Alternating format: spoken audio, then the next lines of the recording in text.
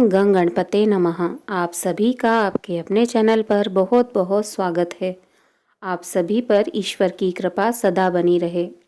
आज इस वीडियो में हम संत रैदास जी की एक और कथा सुनेंगे, जिससे यह कहावत बनी थी, मन चंगा तो कठौती में गंगा। रैदास जी के पास में एक पंडित जी रहते थे। प्रतिदिन गंगा स्नान करते थे और जब कभी इनकी कुटिया के आगे से निकलते तो कहते, अरे रैदास जी, भगत जी चलो गंगा स्नान कराएं। रैदास जी कहते, पंडित जी बस आप ही कराओ। एक रोज एकादशी के दिन पंडित जी फिर इनकी कुटिया के आगे से निकले और बोले, अरे रैदास जी, आज तो देवोत्थान एकादशी है। कभी तो होली, दिवाली, अमावस्या, पूर्णिमा गंगा स्नान कर लिया करो। बस यही चमड़ा घिसते रहते हो। चलो आज देवोत्थान एकादशी है, आज हमारे कहने से चलो। रैदास जी बोले, आप ही कराओ। मेरी ओर से ये 2 केले गंगा जी को अर्पण कर देना और गंगा जी जो प्रसाद दें वो मुझे लाकर यहीं दे दीजिएगा।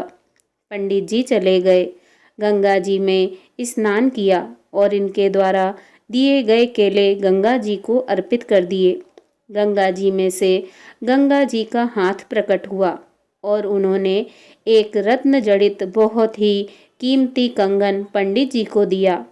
आकाशवाणी हुई, पंडित जी ये कंगन रैदास जी को प्रसाद के रूप में दे देना। आकाशवाणी केवल पंडित जी ने सुनी। अब पंडित जी ने कंगन देखा तो लोभ आ गया। ना किसी ने गंगा जी के हाथ देखे और ना किसी ने आकाशवाणी सुनी, केवल पंडित जी ने ही सुनी थी। पंडित जी ने कंगन ले जाकर अपनी पत्नी को दे दिए। पंडिताइन ने कहा, अरे इतना कीमती रत्न जड़ित कंगन मैं पहनूंगी तो लोग समझेंगे कहीं चोरी करके लाई है। बड़ी मुश्किल होगी इसे संभालना। एक काम कीजिए, सराफा में बेच कर आइए। पंडित जी सराफा को बेच आए। सराफा ने सोचा, इस कीमती कंगन को सामान्य व्यक्ति तो कोई खरीद नहीं पाएगा, क्यों ना काशी नरेश को उनके जन्मदिन पर भेंट कर दूं। वह प्रसन्न होंगे, बदले में उपहार देंगे और वो सराफा काशी नरेश के जन्मदिन पर राजा को भेंट कराया। काशी नरेश ने वो कंगन अपनी महारानी को दे दिया। महारानी ने कहा, मुझे ऐसा एक कंगन और चाहिए। इतना सुंदर कंगन एक हाथ में कैसे पहनूंगी, मैं तो दोनों हाथों में पहनूंगी।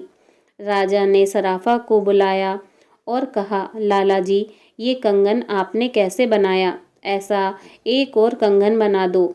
सराफा ने कहा, महाराज, मैंने नहीं बनाया, ये तो वो पंडित जी बेच कर गए थे। पंडित जी को बुलाया गया।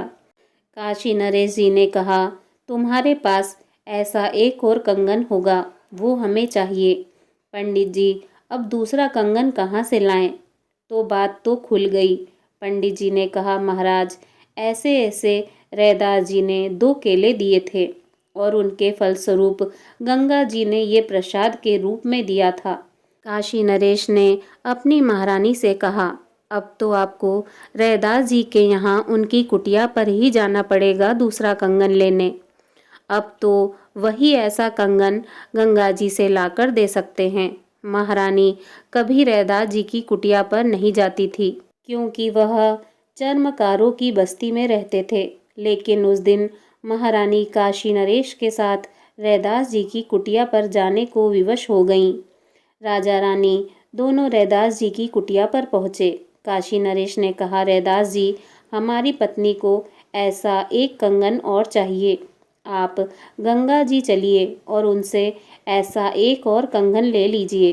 रैदास जी ने कहा, महाराज, इसके लिए गंगा जी जाने की आवश्यकता नहीं। और उन्होंने अपने उसी चमड़े के पानी वाले खप्पर अर्थात कठोते में हाथ डाला और कहा, मन चंगा तो कठौती में गंगा। हे गंगा माँ, अगर आप मेरे हृदय में समाई हैं तो इस कठोते में भी प्रकट हो जाइए। और इतना बोलकर कठोते से दूसरा कंगन निकालकर महारानी को दे दिया।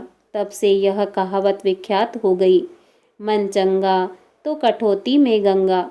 ऐसे दिव्य अलौकिक सिद्ध संत हुए रैदास जी। ये रामानंदाचार्य जी के प्रमुख शिष्यों में से एक थे। पूरे विश्व में भक्ति का प्रचार इन्होंने किया। ऐसे दिव्य संत को मेरा प्रणाम। अगर आपको यह कहानी पसंद आई हो तो प्लीज़ वीडियो को लाइक कीजिए और शेयर कीजिए, और इसी तरह की धार्मिक पौराणिक कहानियों को सुनने के लिए मेरे चैनल को सब्सक्राइब कीजिए। धन्यवाद। जय श्री राधे कृष्णा।